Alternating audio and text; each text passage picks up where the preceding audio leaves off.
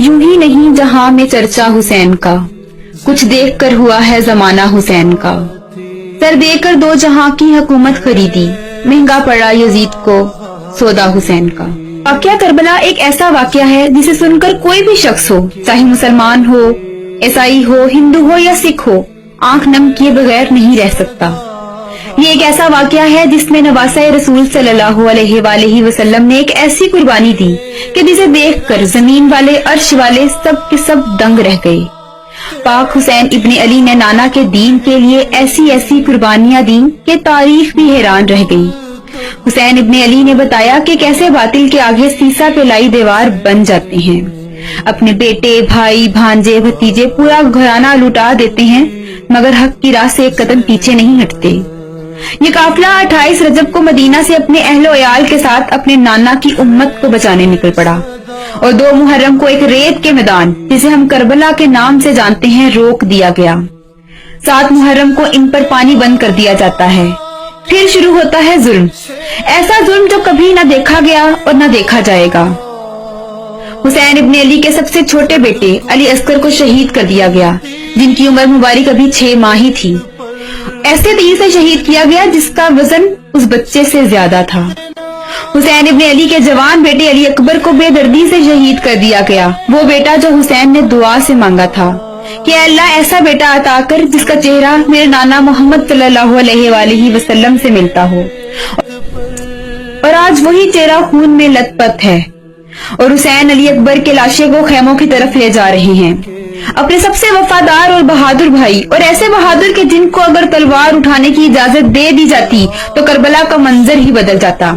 अब्बास इब्ने हैदर अकेले ही यजीदी फौज के लिए काफी थे, मगर अपने भाई हुसैन की बात मानते हुए तलवार ना उठाई, दोनों बाजू कटा लिए, मगर फरमाबरदारी और वफा ऐसी निभाई कि आज वफा को अब्बास के नाम के तौर पे जाना जाता है। हुसैन इब्ने हैदर ने अपने भतीजे कासिम के टुकड़े उठाए, अपने भांजों और मोहम्मद के लाशें उठाए और अपने भाई अबू बकर बिन अली, उमर बिन अली, उस्मान बिन अली के लाशें उठाए, और इस तरह करते करते इमाम ने 71 लाशें उठाई। जब 3 दिन की प्यास से करबला में इमाम अपनी जुल्फकार तलवार लहराते हुए आ रहे थे तो आवाज आ रही थी, ये कौन सी वकार है, ये कौन शहसवार है, लिबास है फटा हुआ, लख्त लख्त कटा हुआ, ये तमाम जिस्म छिदा हुआ, कटा हुआ, फिर भी है डटा हुआ, ये नबी का नूरे ऐन है, ये इब्ने अली हुसैन है।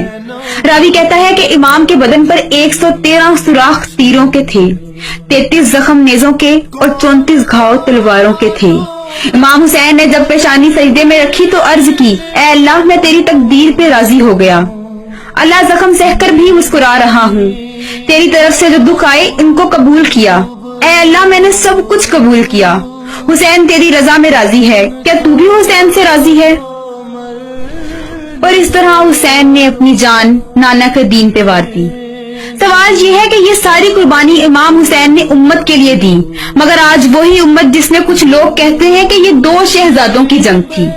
यजीद परीद जैसे इंसान को हजरत यजीद कहा जाता है, ये कह के कि जनाब उसे तो मालूम ही नहीं था कि उसके साथी ऐसा जुल्म करेंगे। सवाल ये है कि जब उसे मालूम हो गया तो उसने ऐसे तख्त को लात क्यों ना मारी, अगर हजरत ही था तो गम से मर क्यों ना गया, अगर उसके हुक्म पर नहीं हुआ था तो उसने मारकाए करबला के बाद इब्ने ज़ियाद, इब्ने साद और शिमर को सजाए मौत क्यों न दी, हजरत नुमान बिन बशीर को मजबूर करके इब्ने ज़ियाद को कूफे का गवर्नर क्यों बनाया, अहले बैत की खवातीन को कैद में क्यों रखा, दरबार में इमाम हुसैन का सरे अनबर लाया गया तो इस पर पलीद ने छड़ी क्यों मारी। ऐसे शख्स को हजरत यजीद कहते हुए आपका ज़मीर मुतमईन कैसे रहता है? क्या आले नबी की कुर्बानी का ये सिला दे रही है इस पलीद को हजरत कह के कि उसने नवासे रसूल सल्लल्लाहु अलैहि वसल्लम को शहीद करवाया। मुसलमानों की सफों में ऐसे कई मुनाफिक हैं जो सादा लू मुसलमानों को गुमराह कर रहे हैं, उनको पहचानिए। करबला के वाक़े के बाद या हुसैनी रहते हैं या यजीदी रहते हैं, फैसला आपने करना है कि आप हुसैनी हैं या यजीदी।